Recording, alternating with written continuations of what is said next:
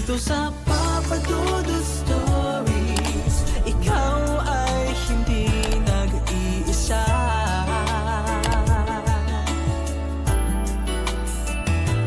Dito sa Papa Dudut Stories, may nagmamahal sa'yo. Papa Dudut Stories,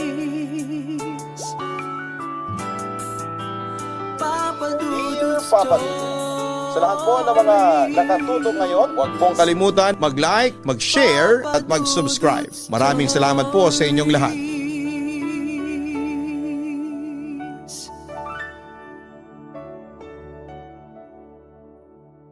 Bawat isa sa atin ay may espesyal na kwento tuwing sasapit ang Kapaskuhan. Mga kwentong nagbibigay ng kulay sa pagdiriwang nito. Sa kabila ng mga pinagdadaanan natin sa nakalipas na 11 buwan, may mga kwento rin naman tayo ng pag-ibig na sa unay sinubok ng panahon. At naging mahirap para sa atin na ilaban ito, lalo na kung ang humahadlang dito ay ang mga mahal natin sa buhay mismo. Ganito ang sinapit ng kabarangay nating si Ernesto. Sa kabila ng kanyang edad ay sumubok pa rin siyang magmahal.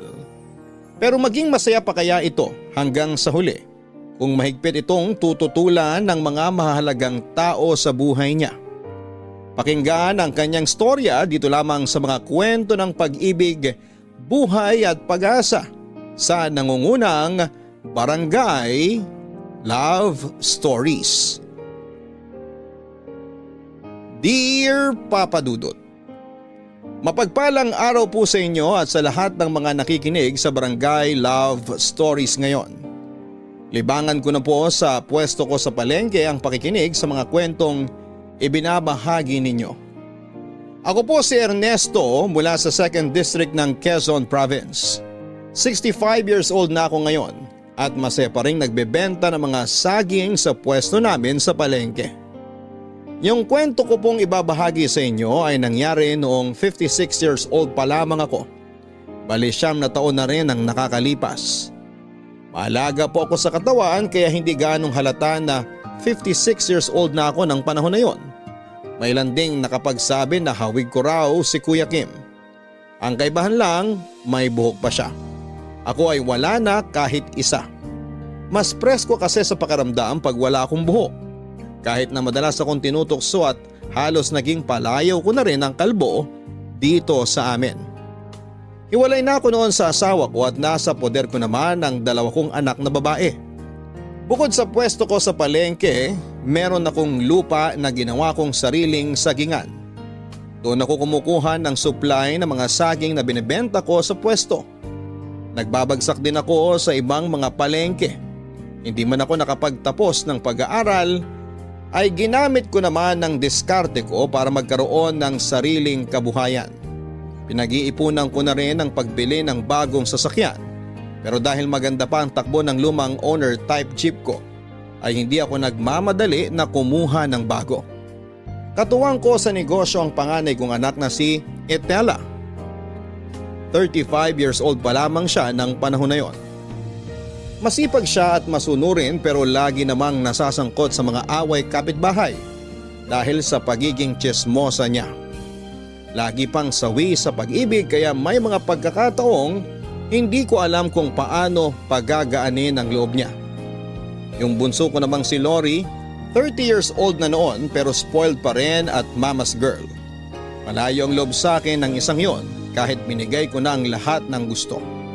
Hindi rin naman ako nagkulang sa pagbibigay ng atensyon sa kanya. Sadyang mas malapit lamang ito sa kanyang ina at tanggap ko naman yon. Bukod sa ilang problema sa mga anak ko ay isa pa sa mga nagpapasakit ng ulo ko ang bungangera naming kapitbahay na si Crisanta. Hindi ko lang kasi siya basta kapitbahay kundi kakompetensya rin sa pwesto sa palengke. Maladina Bonavi bilang Giselle sa abot kamay na pangarap ang datingan niya. Bagamat naiinis ako sa kanya ay hindi naman may tatangging kahit may edad na. Maganda pa rin siya at di mahirap magustuhan kung medyo bumait lang sana.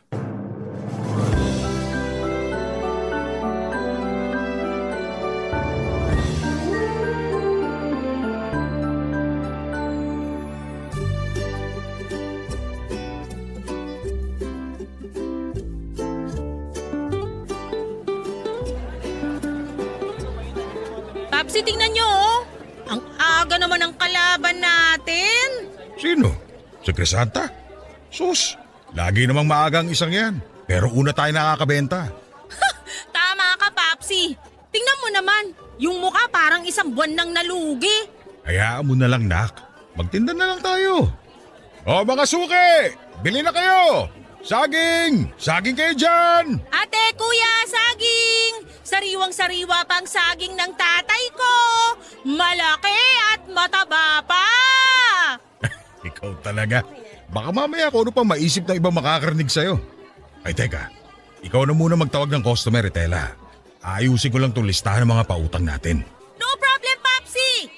Bili na kayo ng saging! Dito na kayo sa amin, oh! Fresh na fresh! Hello mga suke! Dito kayo bumili sa akin. Sariwang-sariwa mga saging ni Santa! Di tulad ng sa iba dyan. Naturukan kaya mukhang malaki. Huwag kayong maniniwala sa sabi-sabi ng kung sino lang, mga suki! Itong saging ng Papsi ko, legit na fresh! Kaangkat lang kahapon! Tingnan nyo, oh! May dagta pa! Di gaya ng sa iba dyan, tuyot! Parang yung nagtitinda! Hoy, Tela! Ako ba pinariringgan mo? Ay, may tumahol! Aso yarn? Huwag mo akong simula ng aga-aga, ha? Mga suke! Dito na kayo sa tunay na fresh sa mga saging! Di gaya sa iba dyan, kalbo na nga! Singpangit pa ang mga paninda! Bigla akong inubo ah. Bakit nadamay ako? Naglilista lang ako rito. Papsi, huwag kang magpanggap dyan. Wala kang ubo. Kunwari na lang wala ka narinig. Kayo talaga. Kapag agawan ng customer, agawan lang ha. Huwag nang idadamay tong ulo ko. Ang cute kaya ng kalbo. Parang baby. Hay, yan naman kasing si Crisanta. Lagi na lang na-high blood sa atin. Katas yata ng ampalaya inalmusal kaya ganyan. Naku nak, hayaan mo na. Basta galingan mo na lang sa pagtatawag ng customer para makarami ka kagad ng benta. Mamaya paalis na rin ako para maningil. Di ka ba muna babawi ng tulog, Papsi? Madaling araw pa lang nagde-deliver ka na ng saging ah. Baka naman magkasakit ka na niyan. Sus, wag mo na akong alalahanin. Malakas pa ako sa 10 kalabaw. Kayang-kaya kong sarili ko. Malakas pa sa kalabaw? Baka mukhang kalabaw! Tingnan mo tong marites na to. Oy, wag kang ang nakikisapat sa usapan namin. Palibasa wala kang anak kaya wala kang kabanding. Che? Nak, tama na. Sobra naman yata yung sinabi mo. Nakakapi ko na po kasi, Papsi. Ayos-ayos ng usap natin dito tapos bigla siyang sasabat. Di naman kinakausap. O siya, tama na yan. Masyado na ring mainit ang ulo mo. Nga pala, kailan na nga yung bayaran ng tuition fee ni Lori sa review center? Ipaalala mo sa akin, baka makakalimutan ko. Hindi pa naman nagsasabi yung kapatid mong yun pagdating sa mga bayarin. Sus, installment naman yun, Papsi. Saka wag nyo na nga masyadong inaalala yun. Palagi namang wala si Lori. Sarap buhay, pa-chill-chill lang. Lumilitaw lang kapag may hihingin sa inyo. Nako, hayaan mo na anak. Mas mahirap kung pipilitin niyang tumira doon sa poder ng nanay niya. Hindi siya mapapabuti roon. Pero Papsi, hindi naman ibig sabihin na ibibigay nyo na lahat ng gusto ni Lori. Masyado nang spoiled yun. Paranas nyo kaya sa kanyang magtinda rito para makita niya kung gaano kahirap kumita ng pera. Hayaan mo na't darating din naman ang araw na kusa niya marirealize kung gaano kahirap ang buhay kapag walang inaasahan. Pero sa ngayon, pagbibigyan ko muna siya habang hindi pa nagkakatrabaho. Daya naman, Papsi. Samantalang ako, mabubulok na lang dito sa palengke.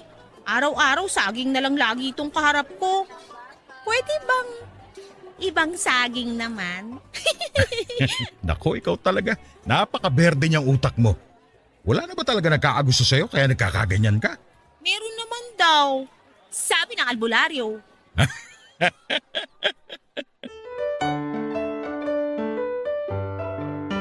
Papa Dudut, kahit na anong gawin ko ay naging mahirap talaga para sa akin na makasundo ang kapitbahay naming si Crisanta. Kayang-kaya ko namang magpasensya minsan pero hindi ang anak kong si Etela. Tuwing nagpapang-abot sila ay halos magsabong na silang dalawa. Tuwing sila naman ang anak ko ang nagkakaharap, para silang mga aso't pusa. Walang nagpapatalo. Walang nagpapasensya.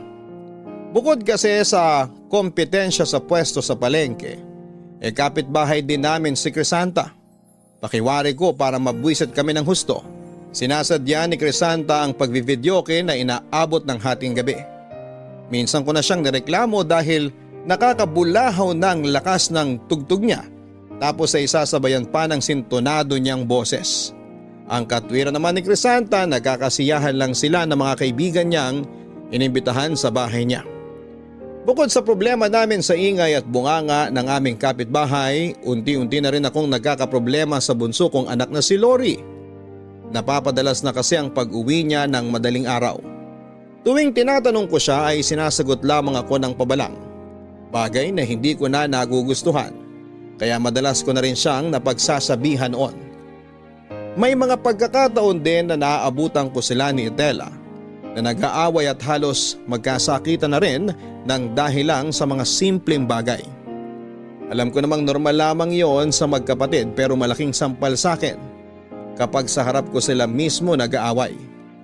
Pakiramdam ko ay nagkulang ako sa parte ng pagdidisiplina ko sa kanila bilang isang ama. Ginawa ko naman ang lahat para disiplinahin silang magkakapatid. Pero hindi na yon ganong kadali lalo na't pareho na silang matanda. Yung mga ganong edad kasi, aminin man natin o hindi ay mahirap na talagang kontrolin dahil may sarili na silang desisyon. Hinahayaan ko naman silang mag-decide para sa sarili nila pero gusto ko ring makasigurado na naroon ako sa tabi nila para gabayan sila, Papa Dudut.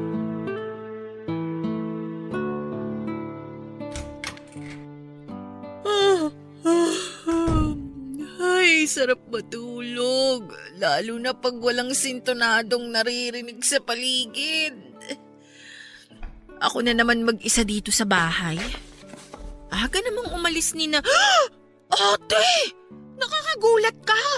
Akala ko pa naman nakalis na kayo ni tatay. Oh, bakit parang dismayado ka? Hoy, kanina pa ako rito sa sofa. Lutang ka na naman kasi kaya di mo ako agad napansin. Hati naman eh. Aga-aga nagrarap ka na naman dyan. Paano hindi? Madaling araw ka na namang umuwi. Umamin ka nga, Lori. May kinikita ka na bang boyfriend? Makatanong ka naman, te. Di na ako teenager, no? 30 na ako. Pwede na nga akong mag-asawa kung gugustuhin ko. Umuwi lang na madaling araw, ganyan na agad ang tanong mo. Yun na nga. 30 ka na pero wala ka pa ring trabaho. Ilang buwan na lang licensure exam mo na pero ni minsan, di man lang kita nakitang humawak ng libro. So kailangan ko palang ipakita lahat sa inyo. Sige, magre-review na ako. I-video ko lahat tapos gagawan ko ng documentary para sa inyo ni Popsy. Kada page ng libro ipapakita ko. Di mo kailangan maging sarcastic, Lori. Sinabi ko lang kung anong napansin ko. Pinapaalalahanan lang kita. Ayusin mo yung pagre-review mo nang makapasa ka at magkatrabaho ka na. Alam mo ate, pangit mong kabanding. Masyado kang mang-pressure. Si Popsy nga hinahayaan lang akong gawin ang gusto ko eh. Pero di mo dapat inaabuso si Popsy. Sobrang swerte mo nga kasi nagagawa mo pang mag-chill. Samantalang ako. Sino naman yun? Kung makakatuka, alam mo nasusunugan ah. Ay, ako nang magbubukas. Commercial muna sa drama mo ha.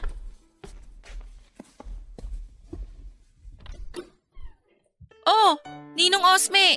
Oh, nandito pala ang magandang inaanak ko ha? Ang Popsy mo. Ay, maaga pong umalis nung. Dito kayo pala. Tuloy po kayo. Salamat. Kala ko naman kung sino, yung GGSS ko lang palang Ninong. May sinasabi ka, Naksi? Sabihin mo lang kay Ninong, ha? Alam mo naman, walang di kinakaya ang angking kong kagwapuhan. Isang ngiti ko lang, gagaan na ang lahat. GGSS ko po talaga, Nong.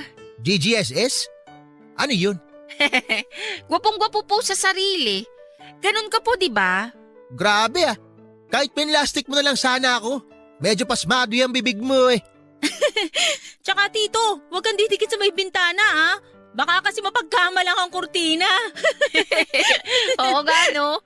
Yan po pala yung bagong fashion style mo, Nong. Terno sa kortina namin yung polo mo. Alam nyo, manang-mana talaga kayo sa tatay nyo.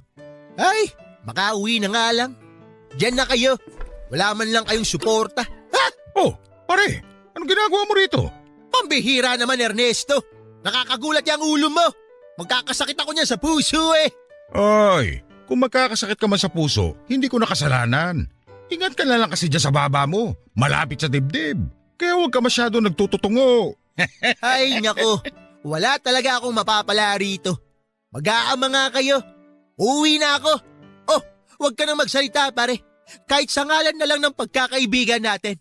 Kota na kayo eh. Ha? Papadudot, sanay na ako sa ganong ugali ni Osme. Medyo may pagkapikunin lang ang isang yon, pero mabilis ding makamove on. Pusong mamon din siya lalo na pagdating sa mga anak ko. Tulad ko ay 56 years old na rin si paring Osme. May-ari naman siya ng isang malit na barbershop sa amin. Mapagbiro siya at galanting ninong pa. Kahit walang okasyon ay nagreregalo siya sa mga anak ko na wala namang ibang ginawa kundi ang tuksuhin siya. Wala pa rin kasing sariling pamilya si Osme.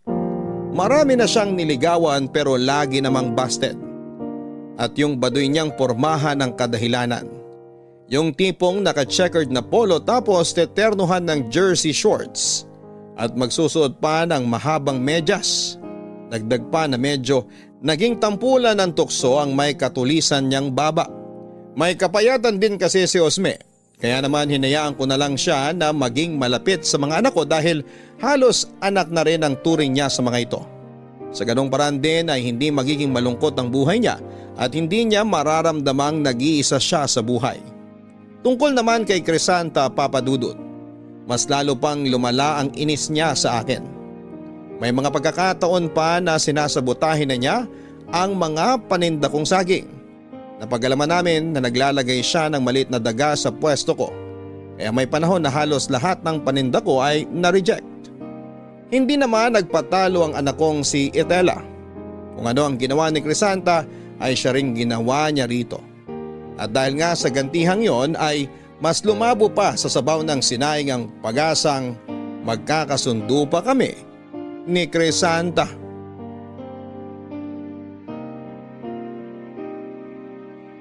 Papadudot, nung una ay nakikita ko lang si Crisanta bilang isang nakakainis na kapitbahay at kakompetensya sa palengke dahil yon sa pagiging bongangera at inggitera niya.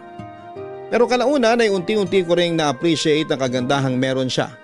Ganon din ang pagkakaroon niya ng malambot na puso niya pagdating sa mga nangangailangan. Kahit na hindi pa niya kilala ang mga ito ng husto. Ilan na kasi ang nakita kong lumapit sa kanya para sa tulong pinansyal at hindi naman siya nagdalawang isip na magbigay. Kaya naman kahit may mga araw pa rin noon na nagsusungit siya, hindi ko na lamang pinatulan at nagpasensya na lamang ako para hindi na humaba. Nagtaka naman ang anak kong si Itela sa napansin niyang pagbabago sa pakikitungo ko kay Crisanta. Nagtanong pa nga siya kung ano raw ang meron sa akin at hindi ko na pinatulan ang mga pasaring nito. Pero sinarili ko na lamang ang tunay na dahilan. Alam ko kasi, Papadudot, na kapag sinabi ko na unti-unti ko nang hinahangaan si Crisanta ay hindi yon magugustuhan ng anak ko. Sinubukan ko rin noon na magkaayos silang dalawa pero hindi rin umubra. Hindi naman nagtagal, Papadudot, ay nalaman kong natitipuhan na rin ni Osme si Crisanta. Nagpatulong pa siya noon sa akin kung paano aakyat ng ligaw. Bagay na hindi naging madali para sa akin dahil pareho kami ng babaeng napupusuan.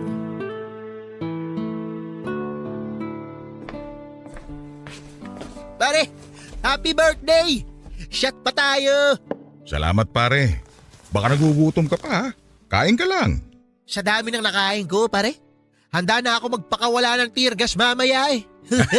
Nako, pasa ko sa tear gas mo na yan. Dala na ako dyan eh. Yung huling beses na nautot ka pare, nag-uwi lahat ng mga bisita ko. Grabe yung pinakawala mo nun. Gumuguhit sa ilong. Maraming migraine dahil sa'yo. Pinilit mo kasi kung kumain ng marami eh. Sus, kunwari ka pa eh, nagpapilit ka naman. Dinaan mo lang sa pakurot-kurot sa fried chicken, pero halos maubos mo na lahat. Alam mo, minsan hindi na talaga nakakatuwa yung talas ng memorya mo. Pag-asawa ka na nga lang ulit pare para hindi ako yung laging nakikita mo. Paano eh, may nakauna na sa nagugustuhan ko. Sus, may nakauna lang pala eh. Bakit? Sila na ba? Kung hindi pa, huwag kang papatalo. Hanggat hindi ka pa naman binabasted. Ha? Wow! May pinaguhugutan kaya ta pare. Meron nga. Si Crisanta. Ang ganda-ganda niya pare pero mapanakit eh. Mapanakit? Paano mo naman nasabi? Pare naman, gusto mo pa talagang sabihin ko. Pero sige, kung diyan ka masaya. Binasted ako ni Crisanta. Anak ng tokwa, itinuloy mo talaga yung panliligaw sa kanya. Eh hindi na ako magugulat kung babaste din ka nun. Isipin mo na lang ha, mangga at saging. Hindi talaga terno eh. Hayop din yung mga biro mo eh, no? Parang totoo na. Ha? Eh sino ba may sabi nagbibiro ako? Mamaya mo na ako gisahin. Itutuloy ko muna yung kwento. Ang sabi niya nung binasted niya ako, ayaw niya raw sa buto-buto. Baka raw matinik siya kapag naging kami. Hindi na nga ako pinalapit eh. Matulog ka rin kasi ng maayos at kumain ng marami para magkalaman ka. Tingnan mo nga oh, mukha kang puyat na paniki. Sa unang tingin talaga, mapagkakamalan kang walis tingting eh. Isa ka pa eh. Nakakalata na ako sa iyo ha. Kaibigan ba talaga kita? Biro lang. Marami pa namang ibang babae dyan. Hindi lang si Crisanta. Alam ko rin naman yun pare. Pero iba talaga kasi ang tama ako kay Crisanta eh. Dito, diretso sa puso. Ang sakit-sakit pare. Alam mo yun, papanain na rin sana siya ni Cupido eh. Kaso, puyat din yata yung loko. Nagmintis. Kung tinamaan sana si Crisanta, imbitado ka kagad sa kasal namin. Wala naman tayong magagawa kung hindi tayo magustuhan ng mga nililigawan natin. Ang mahalaga na lang dun eh, ginawa natin lahat na makakaya natin para respetuhin pa rin sila at ang desisyon nila sa kabila ng lahat. Hindi naman porket gusto natin eh, gusto na rin tayo. Drama mo rin eh. Eh ikaw ba? Di ka man lang ba tinamaan kay Crisanta? Araw-araw kayo nagkikita sa palengke. Ay, sandali nga. Ihiga ko nga muna to. Pahinga lang ako sandali dito sa sopa nyo ah.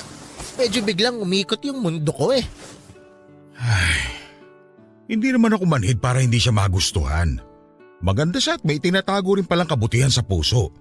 Medyo bungangera nga lang pero pwede na. At saka, matapos maglabas ng sama ng loob sa akin eh, bigla akong tinulugan ng loko. Ayos din tong si Osme eh. Hoy! Hoy, gising! Ang bihira. Nakatulog na nga ng diretso. Hindi man lang ako pinakinggan sa pag-aming ko.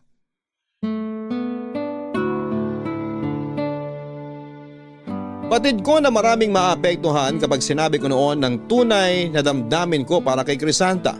Hindi lang ang mga anak ko kundi pati na rin ang kaibigan kong si Osme na patay sa babaeng gusto ko. Isa pa ay subukan ko mang bawasan ang tensyon sa pagitan ni Itela at Crisanta ay hindi ko magawa dahil sa araw-araw na nagkikita sila sa palengke ay kinakasira ng araw nila ang presensya ng isa't isa. May araw pa na naabutan ko silang dalawa na nagsasabunutan sa harap ng bahay. Galit na galit si Crisanta dahil sa chismis na ipinagkalat ng anak ko na iba't ibang lalaki ang pinapatuloy nito sa bahay tuwing gabi. Umamin naman si Itela sa ginawa niya kaya ganoon na lamang ang hiyang naramdaman ko kay Crisanta. Hindi lang dahil gusto ko siya kundi dahil malaki ang epekto ng ginawa ni Itela kay Crisanta na wala namang nobyo noong panahong yon dahil sa pagiging pihikan niya sa lalaki. Sa galit ko noon ay pinagbawalan ko na si Itela na makipag-usap kay Crisanta. Ilang araw ko rin siyang hindi pinalabas ng bahay para maiwasan ang pakikipag-usap niya sa mga kapitbahay naming tsismosa. Alam ko rin kasi na sila ang nagtutula kay Itela na magpakalat ng kung ano-anong chismis, palibhas ay mga galit din kay Crisanta. Sinolo ko muna ang lahat ng trabaho. Mula sa pagdi-deliver ng mga saging tuwing madaling araw hanggang sa pagbabantay ng pwesto sa palengke hanggang hapon. Mabuti na lang at kusa nang humingi ng pasensya sa akin si Itela. Naawa na raw kasi siya sa akin dahil mag-isa na lamang ako noon na gumagawa ng lahat. At naging ganon ang sitwasyon ng dahil sa kalokohang ginawa niya. Pinayagan ko naman siyang tumulong ulit sa akin pero umiling ako sa kanya ng ceasefire sa pagitan nila Crisanta. Noong una ay parang nanibago si Itela sa tigil bangayan pero kalaunan natuwa naman ako, Papa Dudut, dahil sinunod din niya yung kahilingan ko.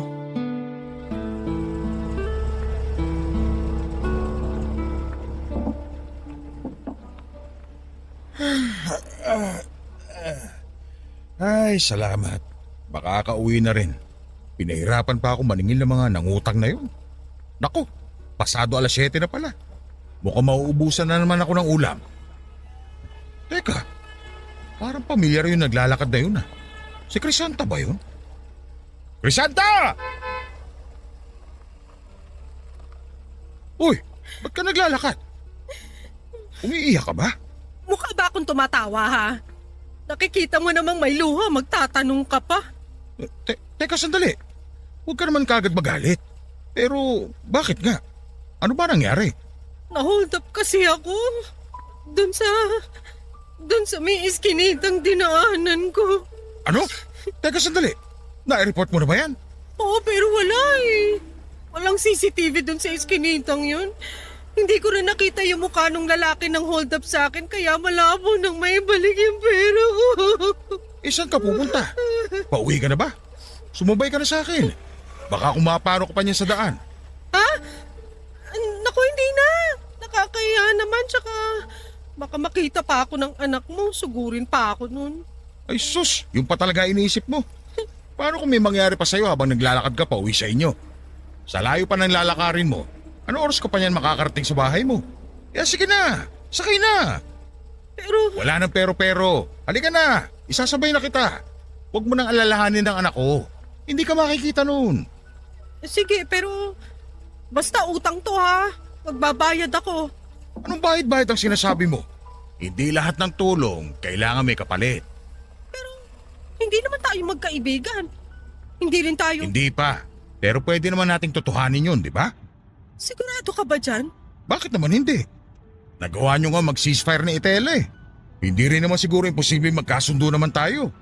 Yung hindi na natin kailangan mag-away o magagawa ng customer sa palengke. Kahit naman hindi natin gawin yun eh, makakabenta pa rin naman tayo pareho. Sa bagay. Pero hindi naman talaga yun yung inaalala ko.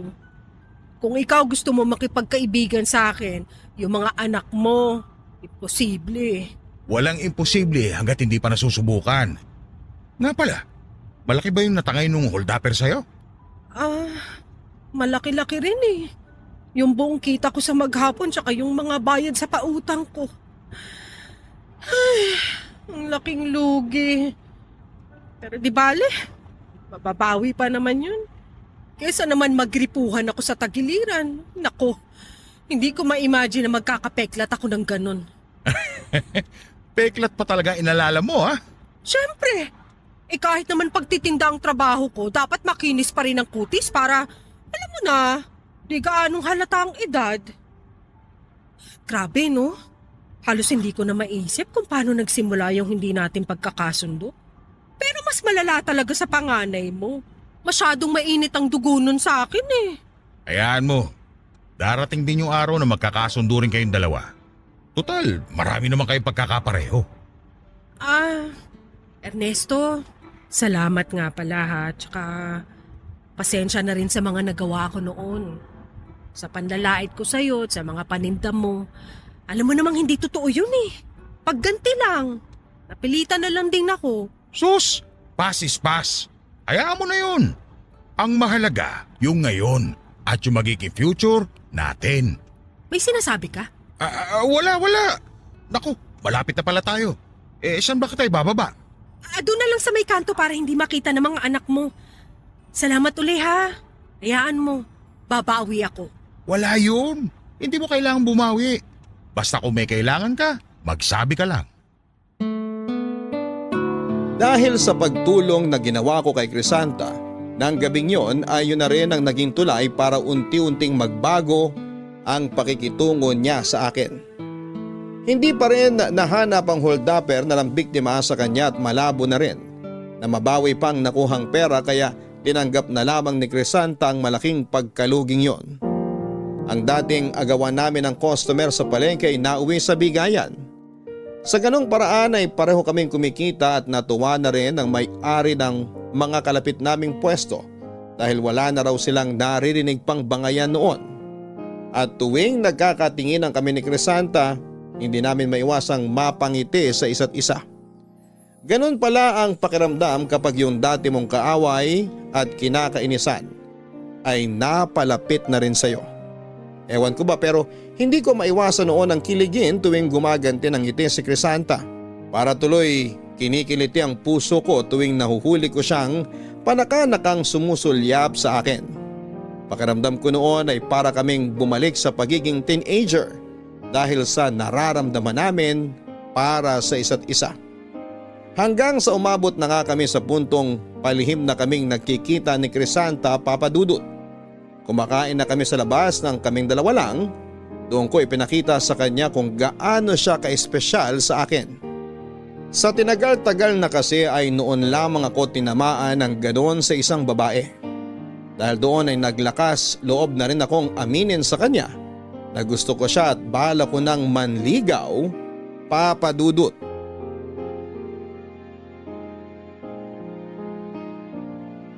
Papa Dudut, wala naman sana akong balak na ilihim sa mga anak ko ang tungkol sa panliligaw ko kay Crisanta. Pero nang magkaroon kami ng pagkakataong sabay-sabay na maghapunan, nabuksan ang usapan tungkol sa muli kong pag-aasawa. Tinutokso pa nga ako ng mga anak ko noon dahil hindi raw nila lubos maisip kung paano ako nakatitiis na walang babae sa buhay ko. Matapos ang hiwalayan namin ang kanilang ina. Payag naman daw sina Idela at Lori na magkaroon ako ng bagong kinakasama basta mabait, maalaga at tanggap silang magkapatid. Ang kaso, Papa Dudut, piliin ko na lang daw ang kahit sinong babae sa mundo. Wag lang ang babaeng kinakainisan nila. At alam ko rin naman noon na si Crisanta ang tinutukoy nila. Sa unang pagkakataon ay pinanghinaan ako ng loob. Nagdalawang isip ako na sabihin sa kanila na si Crisanta nga ang babaeng napupusuan ko. Mas matimbang kasi sa akin ang mga anak ko. Kaya kong isakripisyo ang sarili kong kaligayahan para sa kanilang dalawa. Tutal, sa loob naman ng maraming taon ay nakaya kong mag-isa. Pero hindi ko rin naman may tatangging hindi ko na lang basta gusto si Crisanta ng mga panahon na yon. Dahil mas lumalim pa ang nararamdaman ko para sa kanya. Mahal, kain ka pa. Eto, tikman mo tong niluto kong kare-kare. Masarap to. Lalagyan kita sa plato mo. Naku, nakakahiya naman. Ako na lang. Hayaan mo kung pagsilbihan ka. Simpleng bagay lang naman ito. Tsaka, kaya nga kita inimbitahan dito para magawa ko to eh. Ang sweet mo naman. Lakas maka-teenager ah. Ganyan ka rin ba sa asawa mo dati? Medyo. Pero ayaw kasi nun ng nilalambing. Naku, wag na natin siya pag-usapan. Pasis-pas nga, di ba? Sige na nga. Teka, nasa na nga pala mga anak mo? Linggo ngayon ah. Di ba dapat family day nyo? Family day natin. Ayaw mo? Pwede naman tayong bumuo. Kahit ngayon na. Ernesto? Ano ka ba? Mamaya may makarinig sa'yo eh. Wala namang ibang tao rito. Tayo lang. Alam mo, nakakainis ka. Siyempre yung mga kapitbahay natin. Nakita pa naman nila akong pumasok dito kanina. Oo, mo naman. Hindi naman magkakadikit mga bahay dito sa atin. Hindi tayo maririnig kung hindi tayo sisigaw. Maliban na lang kung may saaswang yung mga yun. Ikaw talaga? Nananakot ka pa. Mamaya magkatotoo pa yung sinasabi mo eh. Nako, wag mong sabing naniniwala ka pa sa mga aswang-aswang na yan. Siyempre naman no. Dami kaya niyan sa probinsya namin. Alin? Yung mga ngatok sa gabi tapos manghihingi ng ulam? Hindi, ano ka ba? Puro ka talaga kalokohan. Kung di ka naniniwala, dadalawin kita mamayang gabi at papatunayan ko sa'yo. Mas bagay kung akong aaswang sa'yo. Uy, Ernesto! Ay, siya nga pala. Nabanggit sa akin ni Osmin nung nagkainuman kami rito. Umakit pala ng ligaw yun sa'yo? Ah, oo. Pero diniretso ko naman agad siya na hindi ko siya gusto. Kesa naman umasa pa, no? Di ko nga alam kung saan siya kumuha ng lakas ng loob para manligaw eh. Nako! Ay siko pa lang ang talas na baka masugatan ako. Yan din palagi namin tukso sa kanya. Buti na nga lang hindi napipikon. Pero minsan, nagdadrama rin yung isang yun. Eh yun nga. Medyo nakonsensya rin naman ako sa ginawa kong pambabasted sa kanya. Pero mas mabuti na rin naman yun kaysa umasa pa siya sa wala. Papsi, I'm back! Aba, may bisita pala tayo. Anak, inimbita ko nga pala si Crisanta para mananghalian dito. Nagluto kasi ako eh. Nagluto o ipinagluto nyo? Di naman ako nasabihan na may special guest pala tayo. Nakapaghanda man lang sana ako ng pa-welcome. Ernesto, uuwi na lang siguro ako. Naku, hindi. Hindi ka pa tapos kumain. Nak, pakiusap naman. Bakit ka ba kasi aalis? Di naman kita pinapaalis. Di ko naman kasalanan na sobrang init ko kaya napapaso ka sa presensya ko. Nak, kumain ka na lang. Sige na. Hayaan mo na Ernesto. Pauwi na rin naman ako pero pwede bang mag-uwi nitong kare-karet lumpia mo? Ang sarap kasi. Ayun, kunwari pang nahihiya. Magbabalot din naman pala. At may baon pang plastic. Uy, Tela, ano ba? Okay na pala ako, Itela. Hindi na ako magbabalot. Pasensya na talaga. Ernesto, uwi na ako. Salamat sa pag-imbita tsaka dito sa masarap mong kare-kare. First time ko makatikim ng ganito kasarap na luto. Bye, Crisanta. See you never. Ay, ihatid na kita sa labas, Crisanta. Di mo na sana ako hinatid pa dito sa pinto. Tumayo ka pa tuloy. Nakaabala pa ako sa'yo. Ano ka ba? Ako nga ang dapat na mahiya sa inasal ng anak ko. Kaya pasensya ka na talaga, ha?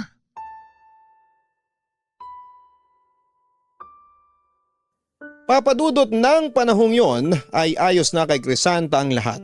Mas naging malawak na ang pangunawa niya pagdating sa mga anak ko. Nagpasya rin siya na huwag na lamang patulan si Tela tuwing nauna itong magparinig sa palengke man o sa tapat ng bahay. Pero sadyang matigas ang panganay ko at ayaw makipag-ayos kahit na ilang beses pang gumawa ng paraan si Crisanta para magkasundo sila. Hindi ko alam kung ano nga ba ang pwede kong gawin.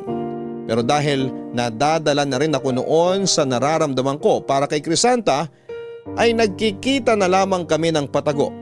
Para nga akong teenager sa paraang kong yon. Yung bang tipong istrikto ang magulang kaya hindi nagpapaalam pag nakikipagkita sa kasintahan. Wala rin kaalam-alam ang mga anak ko na sinagot na ako ni Crisanta matapos ang ilang buwang ligawan. Hati ang emosyon ko noon. Masaya ako pero naroon pa rin ang takot sa magiging reaksyon nila, Papa Dudut. Mahirap para sa akin ang itago ang relasyon namin ng nobya ko. Lalo na at araw-araw naming nakikita ang isa't isa.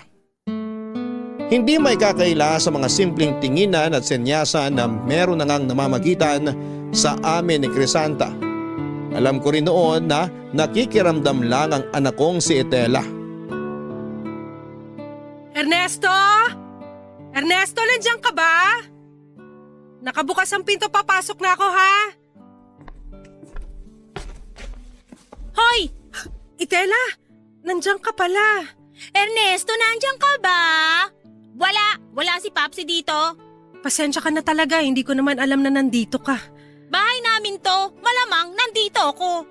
Mas nakakapagtaka kung ikaw ang maabutan ko dito. Teka nga, bakit bigla-bigla ka nalang pumapasok dito ha? At home ah. Pasensya ka na, akala ko kasi. Akala mo si Papsi yung nandito no? Pwes, maumay ka sa mukha ko kasi ako ang nandito sa bahay. Nasan ba siya? Bakit mo ba inaalam? Makatanong parang kayo na. Hindi kami. May itatanong lang kasi ako sana sa kanya. Hoy Crisanta, wag ako ha. Di ako tanga at mas lalong hindi ako manhid para di makahalata sa inyong dalawa. Ano, naliligaw na ba sa'yo si Papsi? Kaya siguro bigla kang bumait. Nakakabigla eh. Kala ko nga nausog yung sungay mo kaya biglang nagtago. Mas mabuti siguro kung siya na lang ang tanungin mo. Teka, mangga ba yung kinakain mo? Ha? Bakit tinakpang mo yung pagkain mo? Hindi naman ako manghihingi. Aba malay ko ba? Baka mamaya may baon ka na namang plastic dyan. For your information, hindi na nagluluto ng kare-kare si Papsi. Nasusuka ako sa amoy ng tuwalya pag pinapakuluan. Amoy bagang. Grabe ka naman. Hindi naman amoy bagang yung kare-kare ng Papsi mo. Ba't kasi di ka pa umaalis? Wala nga rito si Papsi. Ang init naman agad ng ulo mo. Teka, bakit sinawsaw mo sa ice cream yung mangga? Baka sumakit siyan mo niyan. Paki mo, di gayahin mo kung gusto mo. Pero wag kang hihingi sa akin ha. Akin lang to. Oo na, di nga ako hihingi, di ba? Pero pansin ko rin, medyo nagkakalamang ka na. Bakit ang dami mong napapansin? Umuwi ka na nga! Buntis ka ba? Ano? Hindi no! Issue ka masyado! Sinong buntis? Papsi, kanina ka pa dyan? Kadarating ko lang. Ba't parang gulat na gulat ka naman, Nak? Crisanta, nandito ka pala. Oo! Mga ilang minuto pa lang naman ako nandito. Wala pa nga atang 10 minutes. Medyo nagkakwentuhan lang kasi kami nitong si Itela. Ganun ba? Ayos siya na. Pero teka, sino nga yung buntis? Wala yun, Papsi. Nakikisagap lang ng chismis yung si Crisanta. Ha? Oo! Yun nga. Nakikisagap lang ako ng chismis. Yung kapitbahay kasi natin dyan sa tapat, parang buntis. Ang marites ka masyado, no? Pero mas malala tong anak mo. Kaya nga sa kanya ako nagtatanong eh. Aba, himala. Hindi kayo nag-aaway ngayon. Sigurado bang wala kayong sakit? O baka naingkanto kayo? Ikaw talaga? O siya, pauwi na rin naman ako. Babalik na lang ako mamaya. Magdadala ako ng lutong ulam. Labas na ako. Di na kita ihahatid sa labas, ha? Nag-aalburuto kasi tong tiyan ko eh. Nga pala, sarapan mo yung lulutuin mo, ha? Para naman matikman ko na rin ang putahe mo. Oo naman. Sisiguraduhin ko mapapapikit ka sa sarap ng putahing ihahanda ko para sa'yo. O siya, sige na. Tumakbo ka na sa banyo at baka magkalat ka pa dyan. Ito na nga, pasensya na, ha? Nak, takpan mo muna ilong mo. Magpapasabog si Papsi mo. Papadudot, masaya na sana ako sa nakita kong pagbabago sa pakikitungo ni Crisanta at Itela sa isa't isa. Pero nalaman ko rin kalaunan na hindi pa rin pala talaga sila magkasundo. At dahil nagduda na rin si Itela sa totoong namamagitan sa amin ni Crisanta, ay napilitan na akong sabihin ang totoo. Gaya ng inaasahan ko ay hindi yun nagustuhan ng anak ko. Hindi raw niya noon matatanggap si Crisanta bilang pangalawang nanay nila ni Lori. Iniling ko naman na sana'y mabigyan niya kahit na isang pagkakataon lang ang relasyon namin ni Crisanta. Pero mas ginusto pa rin niya ang umalis sa poder ko at lumayo sa akin hanggat hindi nagbabago ang desisyon ko. Malinaw naman sa akin ang gusto ni Itela at yun ay ang itigil ko na ang pakikipagrelasyon kay Crisanta. Ang tanging naiwan na lang sa akin ng panahon na yon ay ang bunso kong anak na si Lori. Hindi pa kasi nito alam ang tungkol sa relasyon namin ni Crisanta dahil madalas itong wala sa bahay. Uuwi ng madaling araw at aalis din ng maaga. Pero hindi ko rin naman yun pwedeng itago pa sa bunso ko lalo na't alam yon ng panganay ko. Doon ko na rin sinabi na balak na naming magsama ni Crisanta. Papadudot, umaasa pa rin ako na matatanggap niya ang babaeng pumuno ng puwang sa puso ko. Pero tila suntok sa buwan ang hinihiling kong yon sa mga anak ko. Tulad ni Itela ay hindi rin yon nagustuhan ni Lori. Umaasa pa rin kasi ito na magkakabalikan pa rin kami ng nanay nila. Papadudot ng mga oras na yon, kung kailan naman sumapit na ang Disyembre, saka pa ako naiwan ng mga anak ko na mag-isa sa bahay. Hindi yun naging madali sa akin dahil nasanay ako na tuwing umuuwi sa bahay ay naroon ang mga anak ko. Kaya naman nanibago ako sa matinding katahimikang sumasalubong sa akin. Halos hindi ko na rin magawang magluto ng sarili kong pagkain dahil nalulungkot lamang ako kapag nakikita ko ang mga bakanting upuan sa hapagkainan kung saan kami madalas na nagbabanding ng mag-aama. Yun ang unang beses na naranasan kong mag-isa ng matagal sa bahay ko. Pero dahil sa pagmamahal ko sa mga anak ko, ay hinanap ko kung saan sila pumunta magmula nang layasan ako. Kahit naman nasa wasong edad na sila, ay hindi ko pa rin sila kayang pabayaan na lamang. Hindi naman nagtagal, ay nahanap ko na si Itela. Pero hindi niya ako pinagbigyan na makausap siya. Nang panahon na yon, ay doon na siya nakikituloy sa bahay ng bago niyang boyfriend. Hindi ko naiwasang magtampo dahil sa araw-araw na magkasama kami ng panganay ko, ni minsan ay hindi niya nabanggit sa akin ang tungkol sa bago niyang boyfriend. Wala kahit pangalan man lang nito o papadudot. At ang masakit pa ay buntis na rin pala siya nung panahon na yon. Nasubaybayan ko naman si Estela hanggang sa paglaki kaya natitiyak ko na magiging mabuti siyang ina. Alam ko rin na may kakayahan na siyang buhayin ang magiging anak nila ng nobyo niya. Si Lori naman ay mas piniling makisiksik sa nanay ng panahon na yon, na may bagong asawa na. Halos madurog ang puso ko sa pag-iwan sa akin ng mga anak ko. Nalungkot ako, Papa Dudut, at sinisisi ko na lamang ang sarili ko sa paglayo sa akin ng mga anak ko. Naisip ko noon na sana pala ay hindi ko na lamang inuna ang pansarili kong kaligayahan. Salamat sa pagpunta mo rito. Hindi ko na kasi alam ang gagawin ko eh. Ilang linggo na rin silang wala. Nandyan lang naman sa tabi yung bahay ko. Kahit sigawan mo lang ako makakapunta agad ako rito. Yung mga anak ko kaya? Pupunta kaya sila?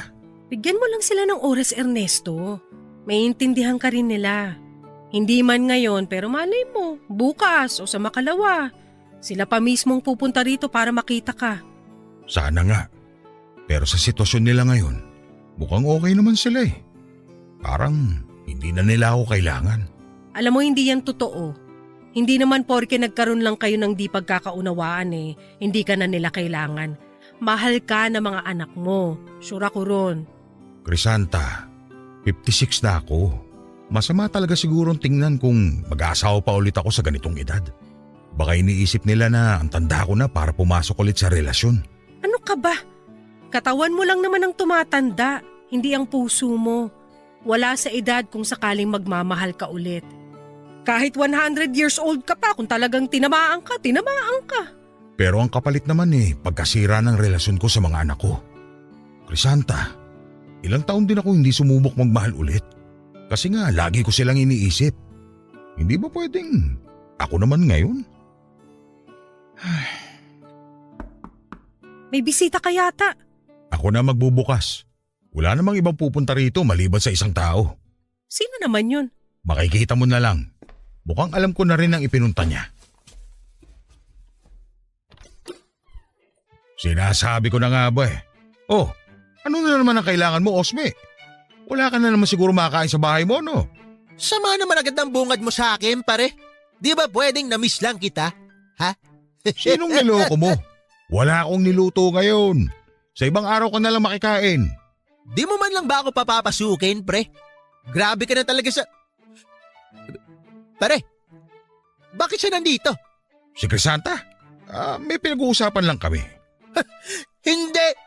Hindi ako naniniwala! Sabihin mo sa akin, pre! Kayo na ba? Ha? Sabihin mo! Sabihin mo! Sus! Drama nito. Oo, kami na nga. Hindi! Hindi totoo yan! Crisanta, my baby loves! Totoo ba yung sinasabi ng kulugong to? Ha? Oo, totoo yon. Ilang buwan na kami. Pasensya ka na, Osme. Ikaw naman kasi, bigla-bigla ka na lang nanliligaw.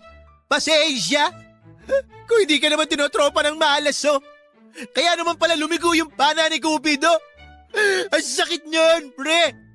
Ang sakit-sakit! Ay nako, tigilan mo na nga yan, Osme. Hindi ko alam kung maaawa ba ako o matatawa sa'yo Alam nyo, nakakatuwa kayong dalawa. Para talaga kayo magkapatid. Ano? Itong si Ernesto, parang kapatid ko? Hindi ko matatanggap yun. Sa gandang lalaki kong to, iahanay mo ako rito. Hindi ko matatanggap hanggang sa kabilang buhay ko na maging kapatid ko tong si Ernesto. Wow ha? Parang luging-lugi ka pang maging kapatid ko. Itsura pa lang ang layo na Dapat talaga, nagpapalit na ako ng kaibigan. Mula nang umalis ang mga anak ko ay naulit na mag-isa na naman akong nag-aasikaso sa negosyo ko. Medyo naging mahirap na yon para sa akin ng mga panahon na yon. Pagod na pagod ako noon at pwede naman akong kumuha ng taong makakatulong ko pero nangihinayang ako sa ibabayad ko. Kaya hanggat kaya ng katawan ko ay hindi ko sinukuan ang araw-araw na trabaho. Gustuhin ko mang magpahinga pero pinag-iipunan ko ang malaking regalo para sa dalawa kong anak. Alam ko naman na darating din ang panahong mag-aasawa na sila at magkakaroon ng sariling pamilya. At pagdating ng oras na yon, Gusto ko silang mabigyan ng perang magagamit nila sa pagpapatayo ng bahay o kapital para makapagbukas ng isang negosyo. Masaya at kontento na kasi ako sa buhay kaya sila na lamang ang iniisip ko, Papa Dudut.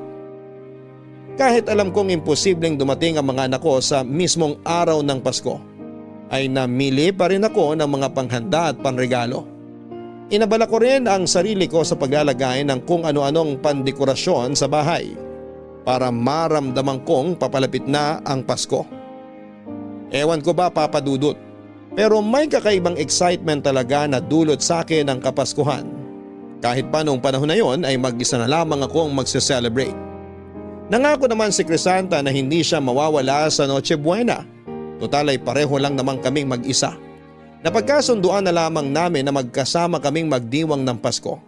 Kahit sa ganong paraan man lang ay mabawasan ang pangungulilang nararamdaman ko. Pero habang naghihintay ako noon ng countdown ni Anino ni Crisanta ay hindi ko pa rin nakikita.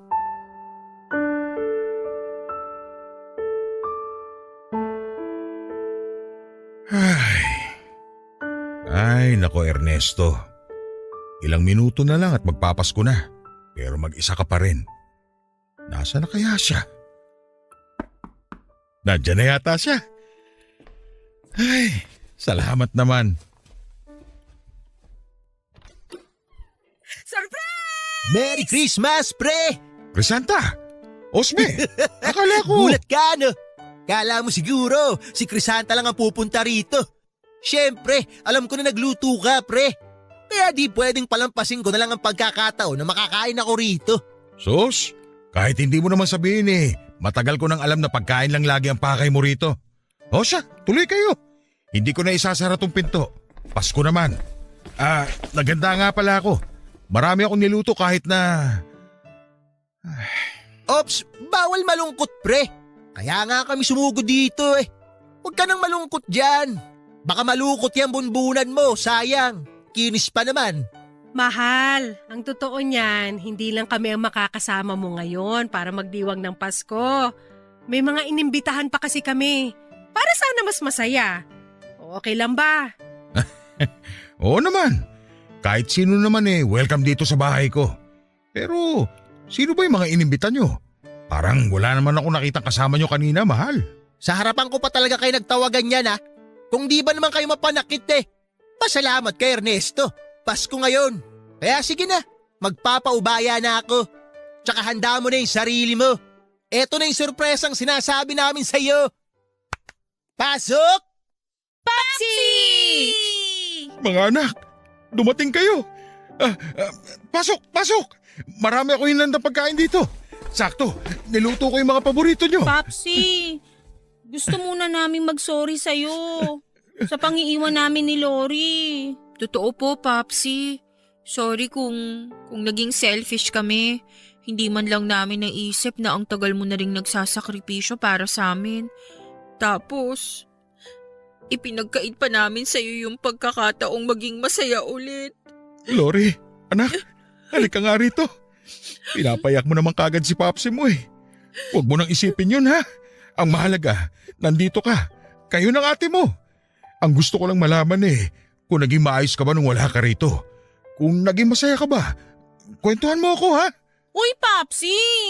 Pansinin mo rin kaya ako. Ikaw talaga. Pwede ba namang hindi ko pansinin ng masipag kong anak? Alam mo, kung ano man yung sasabihin mo, ayos na yun, anak. Hindi mo kailangang humingi ng tawad dahil naiintindihan kita. Basta, ang mahalaga, nandito kayo at sama-sama tayo ngayong Pasko. Ano ba yan? Nahiiyak ako sa inyong mag-aama. Ako nga rin ha? Tutulo na sana yung uhog ko pero na-distract ako sa ulo ni Ernesto Tumapat pa talaga sa ilaw. Nakakasilaw. Gumaganti ka ngayon, ha? Sige, pagbibigyan muna kita. Tutal magka-countdown na. Eto na. 10! 9, 8, 7, 6, 5, 4, 3, 2, 1. Merry Christmas! Merry Christmas sa inyong lahat! Oh, picture na! Uy, dito ako sa tabi ni Papsi. Teka, ako naman sa kabila. Oy, syempre, sama ako sa picture-picture na yan, ha? Oh, ito na! Tingin sa camera! Say Merry Christmas! Merry Christmas!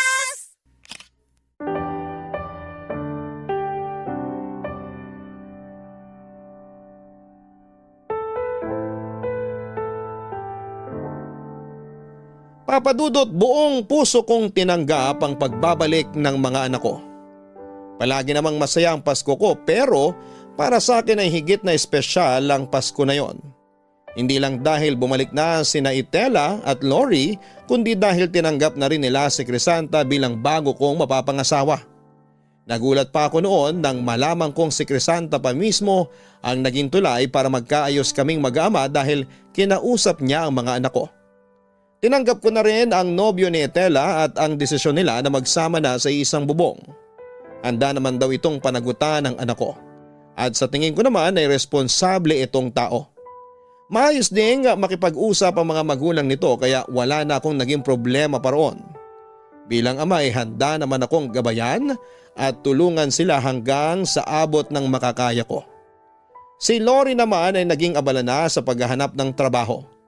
Hindi na siya nagpumilit pang bumalik sa bahay ng nanay niya dahil hindi raw naging maganda ang trato sa kanya ng napangasawa nito. Maganda naman ang pasok ng bagong taong yon sa buhay ng bunso ko dahil agad siyang natanggap sa inaplayan niyang trabaho. Papadudot sa kabila ng mga problemang dumaan sa buhay ko ay mapapa-hashtag feeling blessed. Ngayong Pasko pa rin ako dahil ang Christmas ko ay hindi lang napuno ng saya at pagmamahalan, kundi pati na rin ang kapatawaran at buong pusong pagtanggap.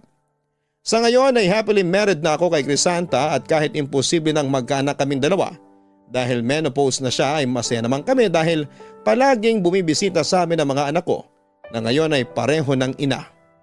Sapat na sa akin na makasama at makakulita ng mga apo ko sa kanilang dalawa kahit na wala kaming sariling anak ni Crisanta. Hanggang dito na lamang po ang kwento ko, Papa Dudut. Maraming salamat po sa pagkakataong may bahagi rito sa nangungunang Barangay Love Stories, ang masayang kwento ng Pasko. Sana'y maging maligaya pa rin ang Pasko ninyo. Buong pusong pasasalamat din po sa lahat ng bumubuo ng Barangay Love Stories.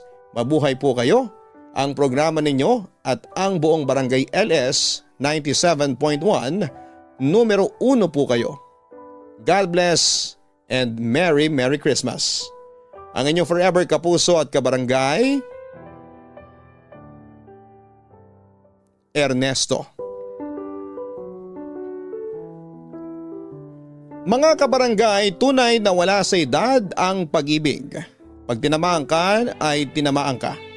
Pero kakibat na rin ito ang matatanggap nating judgment mula sa ibang tao. Minsan talaga dahil sa edad natin ay hindi may iwasang may magpaparamdam sa atin na parang wala na tayong karapatang ma-in love at maging masaya ulit.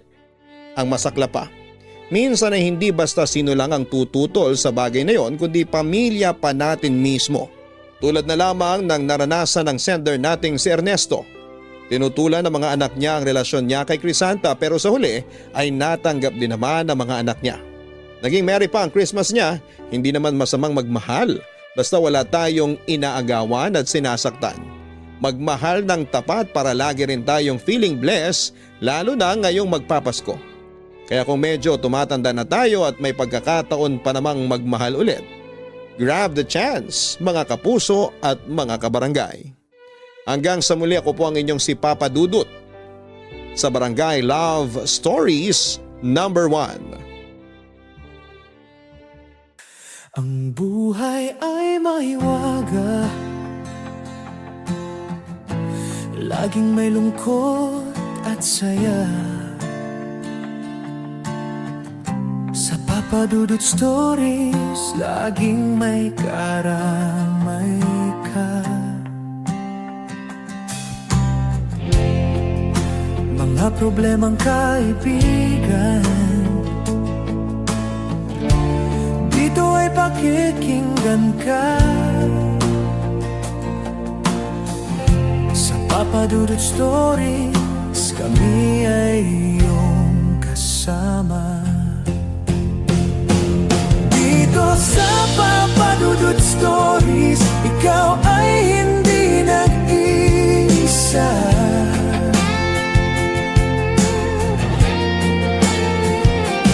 Dito sa Papa Dudut Stories, may nagmamahal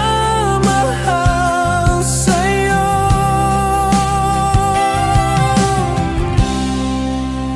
Papa Dudut Stories, Papa Dudut Stories, Papa Dudut Stories. ANET. Ang mga anak mo.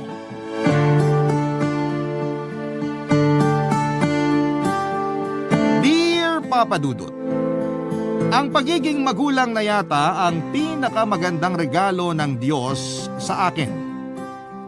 Simula kasi noong nagkaanak ako ay marami akong natutunan sa buhay, lalo na ang pagsasakripisyo. Hindi ko naman sinasabi na perpekto na akong tatay, pero napatunayan ko sa sarili ko na wala akong hindi kayang gawin, alang-alang sa aking mga anak. Ako po si Manny, 56 years old, taga Quezon City at masugid na tagapakinig ng Barangay Love Stories. Naisip kong sumulat sa Barangay LS 97.1 para magbahagi ng kwento ng buhay ko. Sana po ay kapulutan po ito ng aral at inspirasyon ng mga kabarangay natin. Lalo na sa mga katulad kong magulang. Tubong Malay-Balay, Bukidnon ako bago ako napadpad sa QC. Noong 14 anyos ako, sumama ako sa tiyuhin ko para mag-construction worker sa Maynila. Dito na rin ako nakapag-asawa at nagkaanak, Papa Dudut. Akala ko ay madali ang buhay dito pero nagkamali ako. Lalo na at hindi permanente ang aming trabaho. Iyon ang madalas naming pagtalunan ng misis kong si Janice. Kaya nga kapag bakante ako ay sumasilent ako bilang payaso sa mga binyag, birthday at kung minsan ay sa kasal. Nirecruit kasi ako noong kasamahan ko sa construction na ganun din ang ginagawa. Noong una akala ko ay mahirap magpayaso pero kapag nagamay mo na, madali lang pala, Papa Dudut. Masasabi kong nag-iibang tao na ako kapag naka-makeup at nakasuot na ng costume. At kapag nagpapatawa na ako sa harapan ng mga tao, nakakalimutan ko ang mga problema ko, Papa Dudut.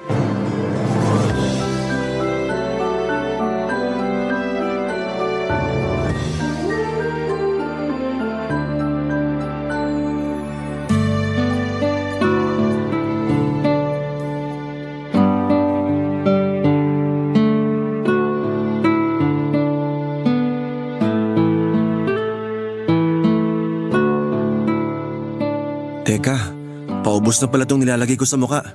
Kailangan kong bumili ng bago kasi may show ako sa susunod na linggo. Ano na naman yung nadidinig ko na bibilihin mo, Manny? Ikaw pala, mahal. Yung nilalagay ko sa muka. Kasi may show ako next week. Naimbitahan ako dun sa binyag ng anak ng kasamahan ko sa construction. Magkano naman ibabayad nila sa'yo dyan? Kasi mahal eh. Tungkol sa bagay na yon, Huwag mo sabihin na libre na naman yung pupuntahan mo. mag-aabot na lang daw ng ulo ng lechon yung kaibigan ko pambayad. Bigay daw ng tsuhin niya yun pandagdag handa nila. Medyo kinapos kasi sila sa budget. Hindi na isama yung para sa payaso. Ulo ng lechon? Ano namang gagawin natin doon? Pwede nating ulamin yun ng ilang araw. Alam mo namang hindi ako mahilig sa lechon. Tsaka bakit ka pumayag? Hindi ko na natanggihan eh. Tapos kinuha na rin niya akong ninong ng anak niya. Sabi ko yun na lang regalo ko.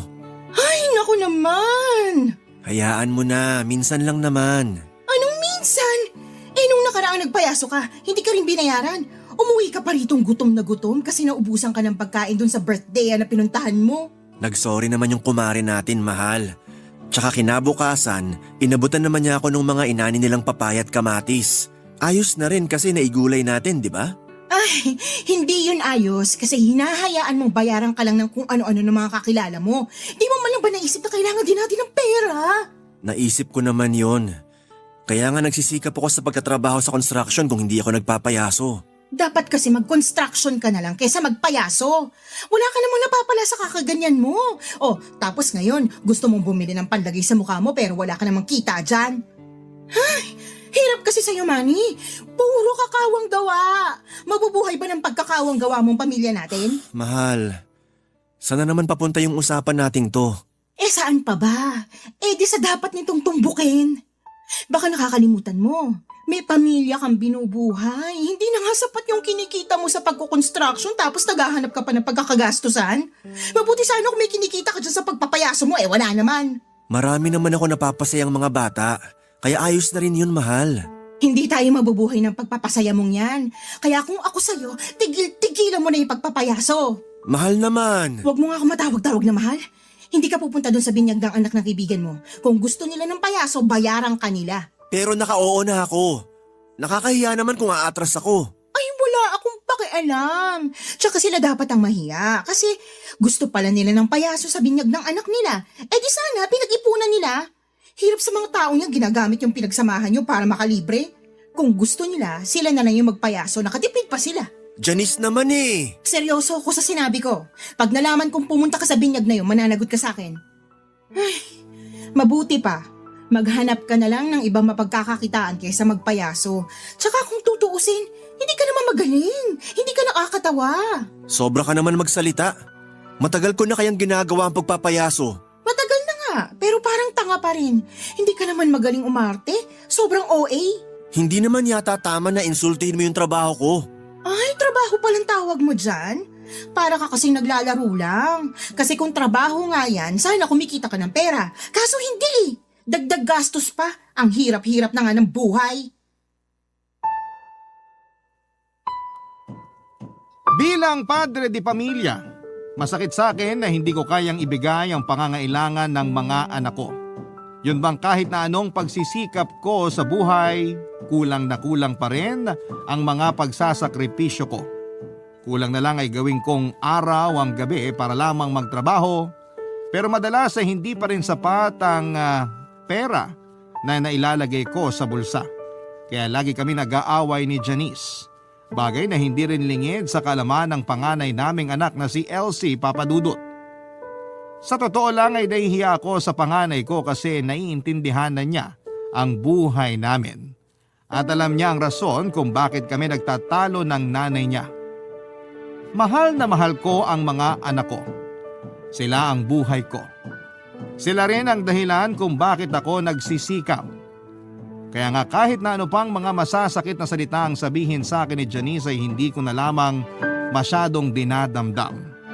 Sa halip ay mas lalo akong nagsika para maging mabuting tatay sa mga anak ko. Buti na lang kahit papaano ay biniyayaan ako ng maunawaing anak. At kahit na hindi ko na ibibigay sa kanila ng kapatid niya, ang lahat ng bagay sa mundo ay hindi naging mapaghanap, ang panganay ko, Papa Dudut.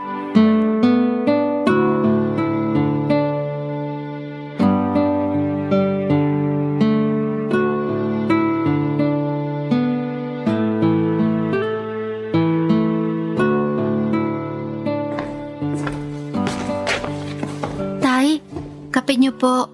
Ay nako, nag-abala ka pa nak. Pero salamat sakto, di pa ako nagkakape.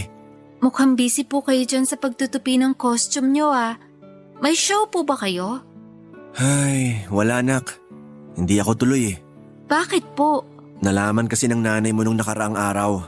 Ayun, nagalit siya kasi di naman daw ako babayaran ng kukuha sa akin para mag-show. Kaya hindi niya ako pinatuloy. Hindi naman po ba nakakahiya dun sa kausap niyo? Siyempre nakakahiya. Pero ayos lang naman daw kasi nga wala rin naman siyang maibabayad sa akin kundi yung ulo ng lechon sa handaan nila. Ulo ng lechon? Masarap po yun. Kaso ayaw ng nanay mo nun. Hindi raw siya mahilig sa lechon. Nanay talaga? Pero naisip ko na may punto rin naman siya. Naawa lang naman ako dun sa kaibigan kong yun na magpapabinyag ng anak. Kaya sinabi kong pwede ako magpayaso sa kanila ng libre. Kaya lang nung nakaraan, ganun din yung ginawa ko. Nagpayaso ng libre dun sa birthday nung kumare namin ng nanay mo.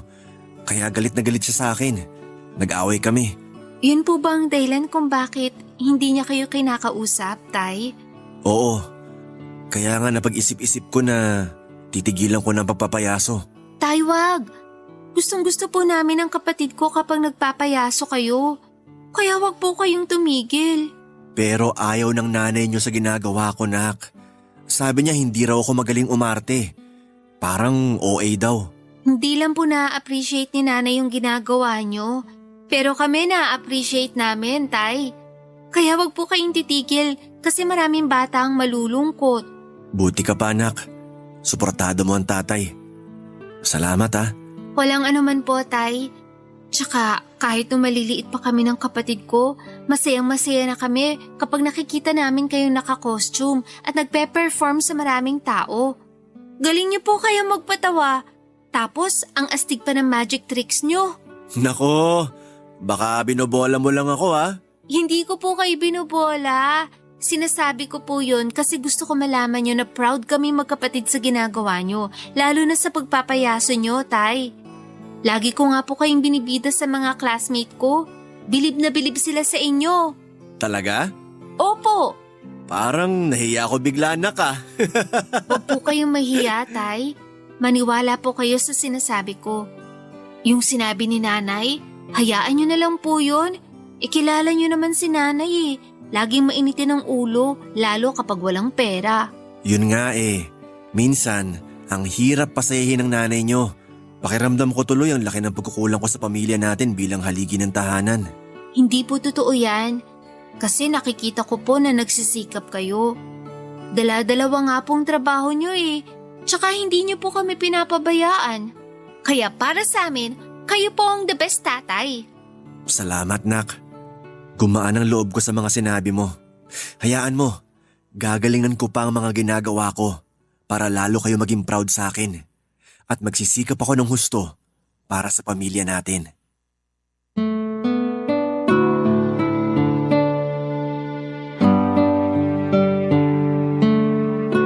Nakilala ko si Janice noong araw dito sa Maynila. Nagkatrabaho siya bilang kasambahay sa isang mayamang pamilya malapit sa lugar kung saan kami gumagawa ng bahay. Maganda ang misis ko, morena at may dimple sa kanang pisngi. Nagkagustuhan kami hanggang sa nabuntis ko siya. Kaya lang ay pinalis siya ng amo niya sa pinapasukan niya noong nalaman ng relasyon namin, Papa Dudut. Walang kamag-anak sa Maynila si Janice dahil tulad ko ay probinsyana rin siya. Taga-Aklan ng pamilya niya at doon na kami nag-decide na magsama at sa tulong ng tiyuhin ko ay nakahanap kami ng murang mauupahan kung saan ay doon na rin pinanganak si Elsie. Parehong malapit sa akin ang dalawa kong anak na babae, Papa Dudut. Pero mas close lang talaga sa akin si Elsie. Bukod doon ay matalino rin ang panganay namin ni Janice. Masipag siyang mag-aral at pangarap niyang maging negosyante balang araw. Lagi niyang sinasabi sa akin na gusto niya akong matayuan ng negosyo para hindi na ako mamasukan sa construction. Kasi raw ay nakakapagod doon at lagi pa akong bilad sa araw. Kahit na lalaki ako ay hindi ko napigilang maiyak noong sabihin niya sa akin yon, Papa Dudut. At bilang tatay ay pinangako ko sa sarili ko na pagtatapusin ko ng pag-aaral ang mga anak ko para matupad ang mga pangarap nila sa buhay nila, Papa Dudut. Bilang isang ama ay gagawin ko ang lahat para sa mga minamahal kong anak, Papa Dudut. Barangay Love Stories. Barangay Love Stories.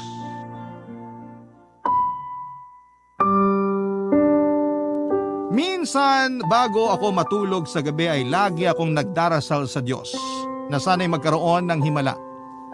Yun bang pagising ko sa umaga ay maayos na ang buhay namin? Pero imposible namang mangyari yon dahil lahat ng umaasenso sa buhay ay masipag at nagsisikap. Kaya yon ang eksakto kong ginawa pero nahihirapan lang ako kapag si Janice na yung mismong hindi sumusuporta sa akin sa mga ginagawa ko. Lagi niya kasi akong kinukutya sa pagpapayaso ko, kaya naman nasasaktan ako. Pero para sa akin ay marangal na trabaho yon, Papa Dudut. Kung sa bagay, hindi ko naman masisisi si Janice kung ganon na magmaliit siya sa hanap buhay ko. Para sa kanya ay hindi yon maipagmamalaki sa ibang tao. Ang hirap din naman kasing mag-apply ng disenteng trabaho lalo na at elementarya lamang ang natapos ko sa pag-aaral. Pero buti na lamang at naunawaan ng panganay namin ang aming buhay. Kaya nga Papa Dudut, naging katulong ko na rin siya sa paghahanap buhay kahit na nag-aaral pa lamang siya sa kolehiyo. Madalas siyang umi-extra bilang waitress sa catering business ng kaklase ko. At pagkatapos na kapag kailangan nila ng payaso ay kinukuha nila ang serbisyo ko, Papa Dudut.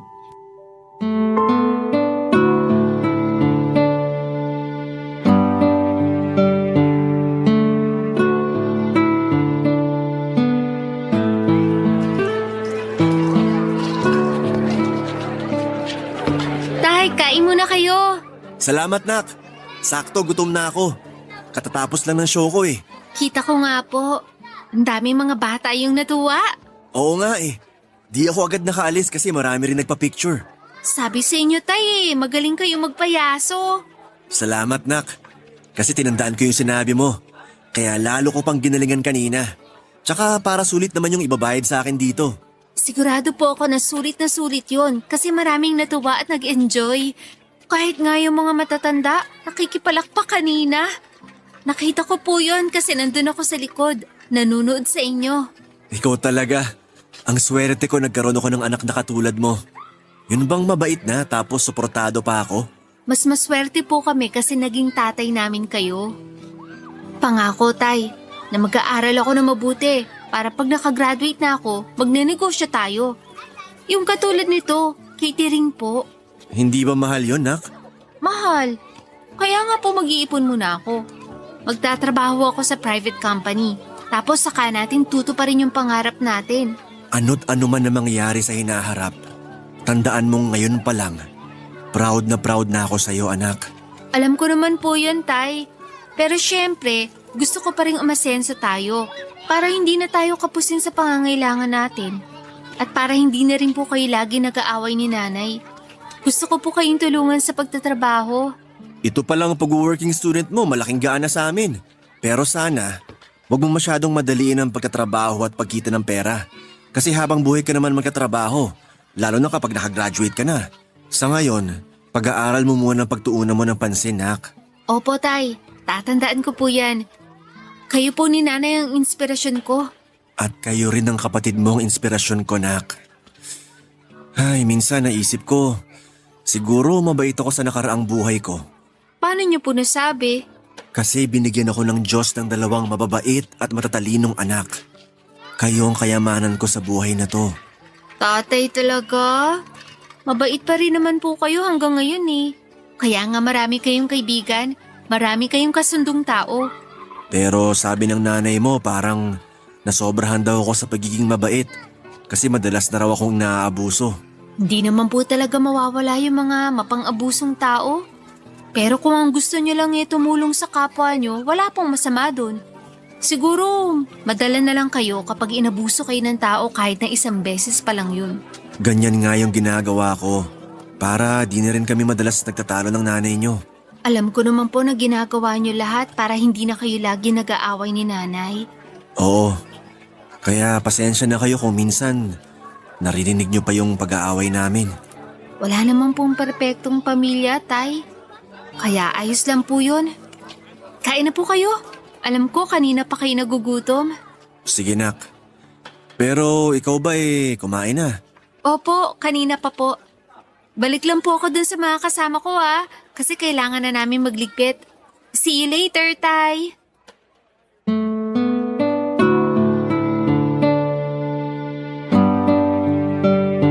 Aminin ko na gumaan yung nararamdaman ko ng oras na yon matapos naming mag-usap ni Elsie at masaya ako na meron akong anak na katulad niya.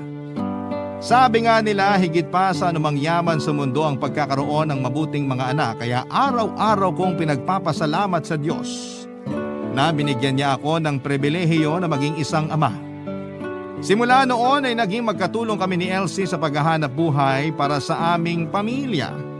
May mga pagkakataon na hindi na siya humihingi sa akin ng baon dahil may kinikita naman siya kahit papaano mula sa pagsa-sideline niya, Papa Dudut.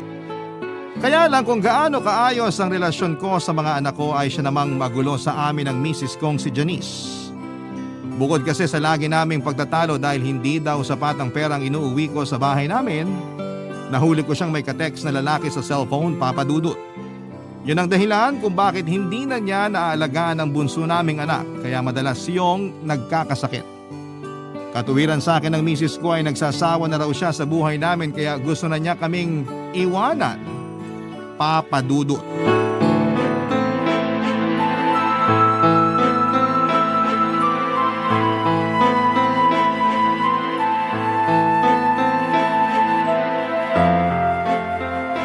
Ayoko na sa pamilyang to. Gusto ko na umalis. Janice naman, ano ba pinagsasabi mo? Hindi ka ba makahalata? Sawang-sawa na ako sa pagiging mahirap natin, Manny. Ayoko na ng buhay natin. At saan ka pupunta kung aalis ka? Sige nga. Doon sa ka-text mong lalaki? Ha? Tama ako, no? Sasama ka sa lalaking yon. Eh ano naman kung sasama ako sa kanya? Iiwan mo kami ng mga anak mo? Bakit hindi? Eh puro na lang naman kayo sakit sa ulo. Puro lang naman kahirapan na papala ko sa inyo. Lalo na sa'yo, Manny. Sana talaga din na lang ako nagpakasal sa'yo eh. Huwag mo namang sabihin yan. Baka marinig ka ng mga anak natin.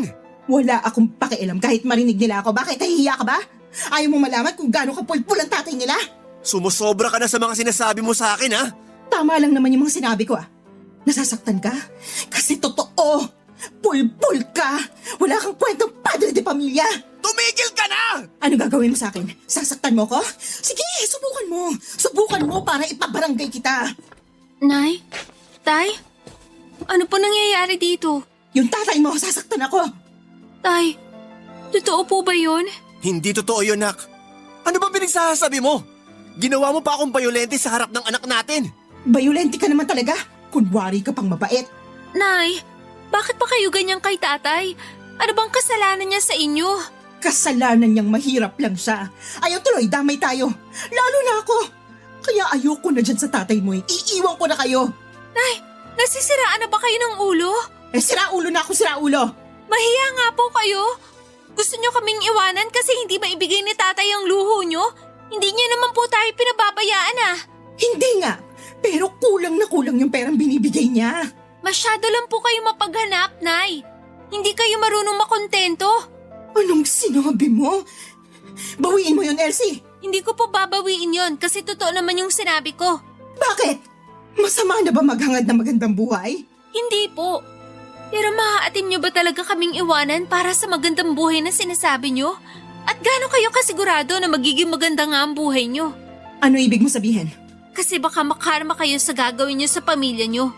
Ngayon, kung ayaw niyo pa rin magpaawat, bahala na po kayo. Hindi naman namin kayo mapipigilan eh. Matanda na kayo. Elsie, tama na yan. Janice, huwag mo kaming iwanan ng mga anak mo. Nakikiusap ako sa'yo. Kahit alang-alang sa mga anak natin. Hiyang-hiya kami noon kay Elsie dahil kailangan pa niyang pumagitna sa away naming mag-asawa para lamang tumigil kami, Papa Dudut. Aaminin ko na kapwa kami nadala sa aming mga damdamin ni Janice kaya kung ano-ano ang mga masasakit na salita ang nasabi namin para sa isa't isa.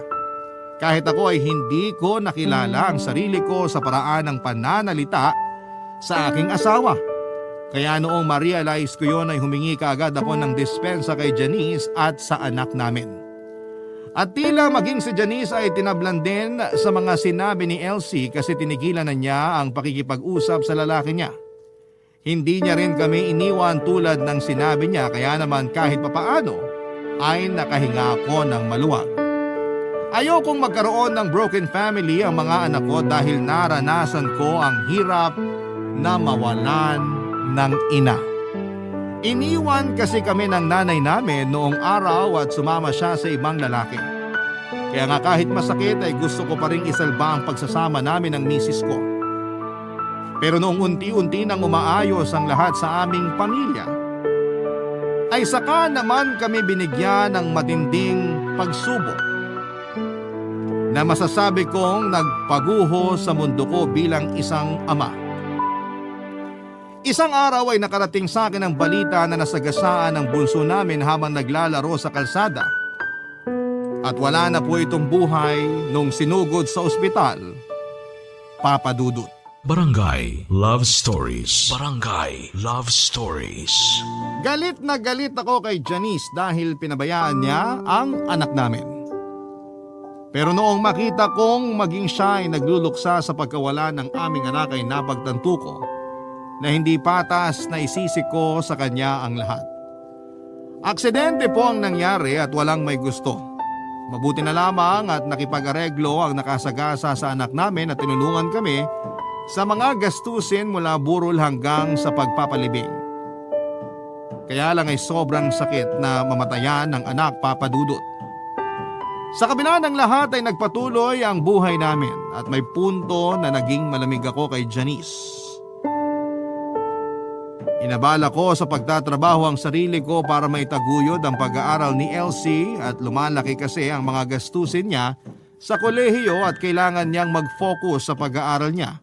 Kaya ako na mismo ang nagsabi sa anak ko na tumigil na muna sa mga sidelines niya at ako na lamang ang magtatrabaho.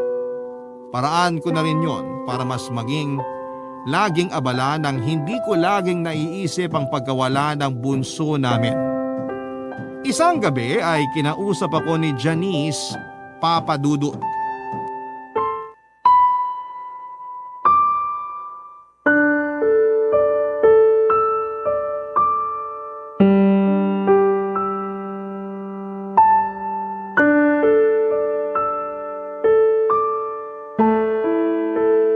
Manny, umiinom ka na naman.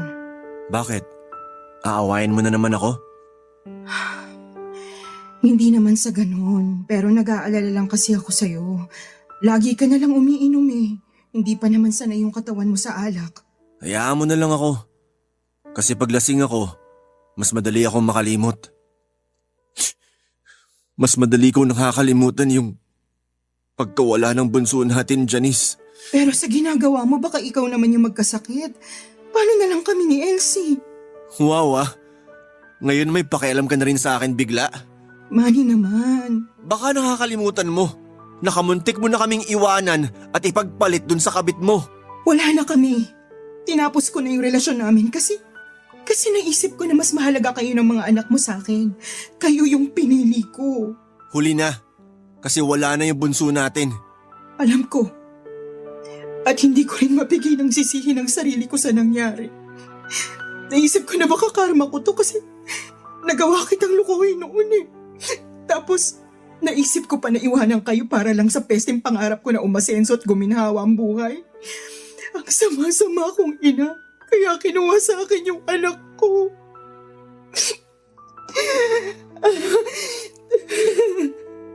Manny, patawarin mo ko. Patawarin mo ko. Ano ba yung ginagawa mo? Bakit ka lumuluhod? Kasi ang laki-laki ng kasalanan ko sa inyo. Lalo na sa iyo. Hindi ko tinapod yung pangako natin sa harap ng Diyos na magsasama sa hirap at ginawa. Masyado ako naging mahina at nagpadala sa tukso. Tumayo ka na nga dyan. Halika, maupo ka sa tabi ko.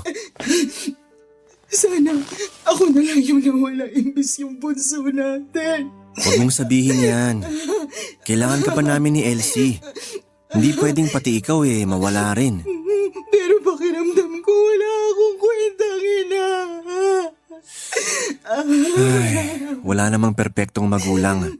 Kahit ako, pakiramdam ko, wala rin akong kwentang ama. Kasi hindi ko kayo maiahon sa kahirapan. Pero laging pinapaintindi sa akin ng mga anak mo, lalo na si Elsie, na hindi masamang maging mahirap, basta nagsusumikap. Kaya nga kahit paano, gumagaan yung loob ko. At mas lalo akong nagiging porsigido sa trabaho. Nakikita ko naman yung pagsisikap mo para sa pamilya natin eh. Pero naging makasarili ako. Hindi ko inisip yung hirap mo kasi mareklamo ako asawa. Imbes na tulungan at suportahan ka, minaliit kita. Pati na rin yung mga trabaho mo na kung tutuusin marangal at disente.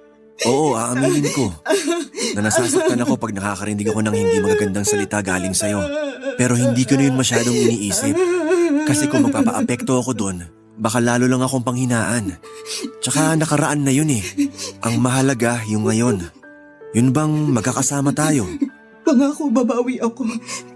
Gagawin ko lahat para maging mabuting asawa sa'yo at nanay kay Elsie. Patawarin niyo lang ako.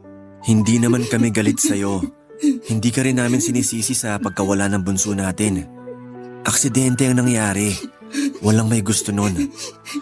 Siguro sa ngayon masakit pa rin at mahirap tanggapin kaya ganito yung nararamdaman ko. Pero alam ko na darating yung araw na matatanggap ko rin. Natin. Tama ka. Lagi ko ang pinagdarasal sa Diyos na sana tulungan niya ako na maging mabuting tao para maalagaan ko kayo ni Elsie. Ayoko na ulit mawala ng mahal sa buhay. Ganon din yung nararamdaman ko. Hindi kita kayang mawala. Kaya matagal na kitang pinatawad. Mahal ko si Janice. Siya pa rin ang babaeng pinakasalang ko noon sa huwes at nanay ng mga anak ko. Kaya nga kahit nagkasala siya sa akin at masama ang loob ko sa kanya, ipinatawad ko pa rin ang misis ko. Hindi ako yung tao na kayang magtanim ng galit para sa mga mahal ko sa buhay. Kaya kahit na mahirap ay nagtiwala akong muli sa asawa ko at nakikita ko naman na nagbabagong buhay siya at hindi na siya yung katulad ng dati na mareklamo at mapaghanap ng mga bagay na wala sa amin. Nagtitiis na rin siya at tinutulungan ako sa pagtataguyod sa aming pamilya. Kaya naman masaya na rin ako, Papa Dudut. Hindi nga nagtagal ay natupad ang matagal ko ng pangarap sa buhay. At yon ay noong nagtapos sa kolehiyo si Elsie. Ako ang kasama niyang umakyat sa entablado para sabitan siya ng medalya noong graduation niya. At masasabi ko, Papa Dudut, na isa yon sa mga pinaka hindi ko malilimutang alaala sa buhay ko. Pangalawa sa araw na isinilang siya. Proud ako sa anak ko kasi nagbunga na rin ang pagsisikap niya. Hindi ko inobliga si Elsie na tumulong sa amin ng nanay niya pero siya ang nagsabi sa amin na hindi niya kami pababayaan. Kaya nga noong nakapagtrabaho na siya ay binigay niya sa amin lahat ng unang sweldo niya. Pero tinabi namin yon ni Janice sa loob ng 8 taon. Alam kasi namin na may mga importanteng pwedeng paggamitan ng pera pagdating ng tamang panahon.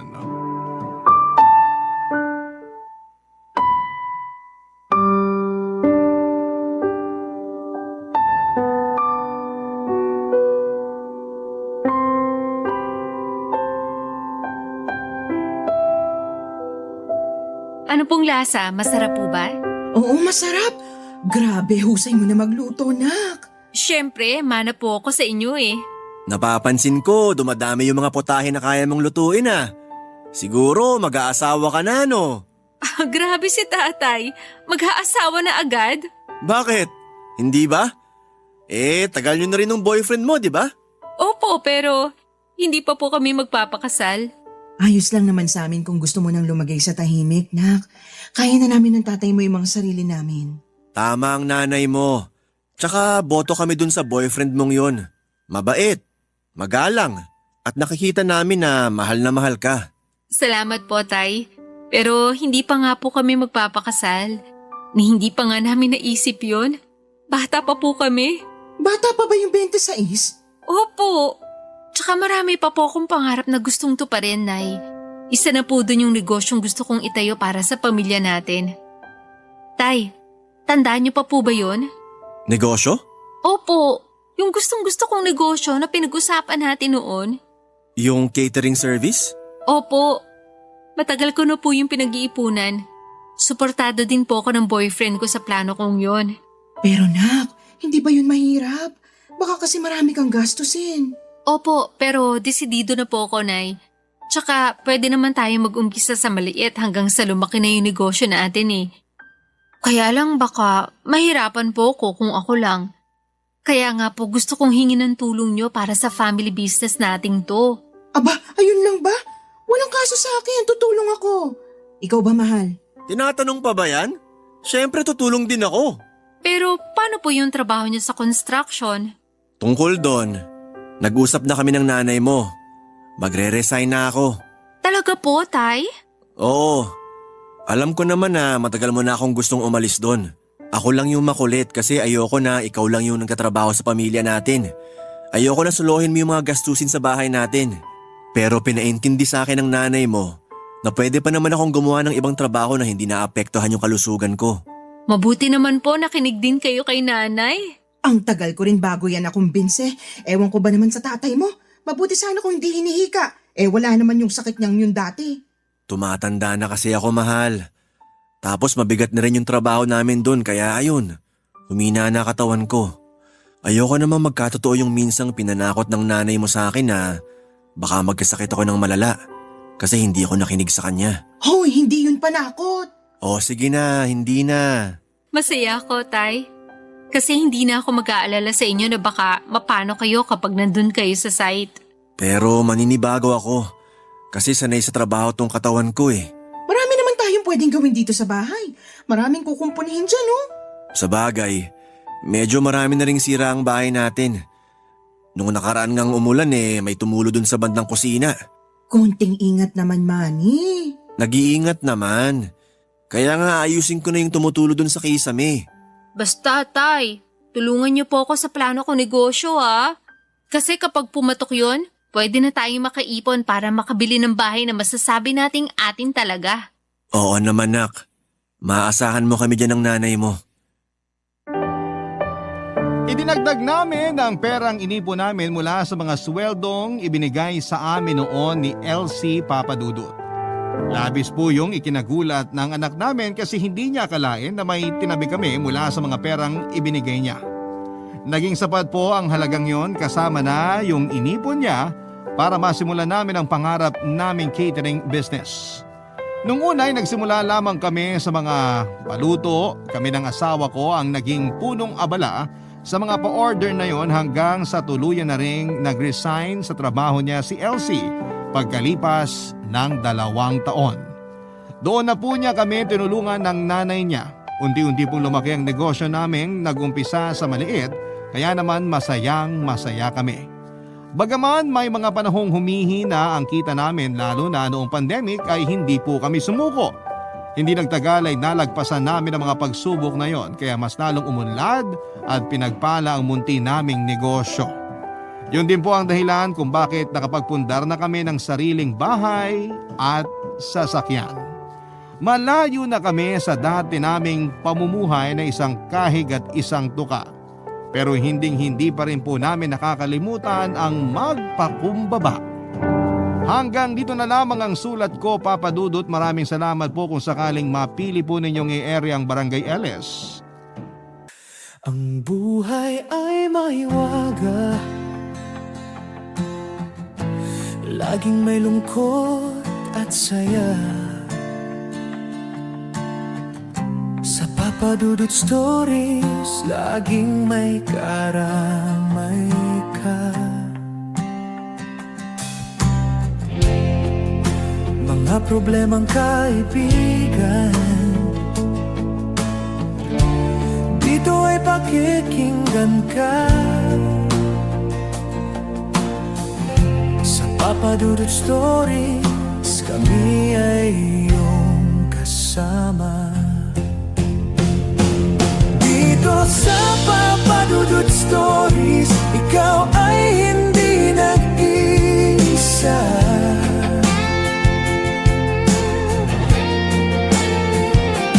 Dito sa Papa Dudut Stories, may nagmamahal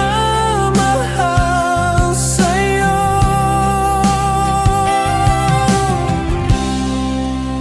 Papa Dudut Stories,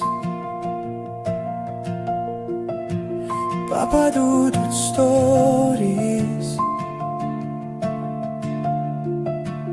Papa Dudut Stories.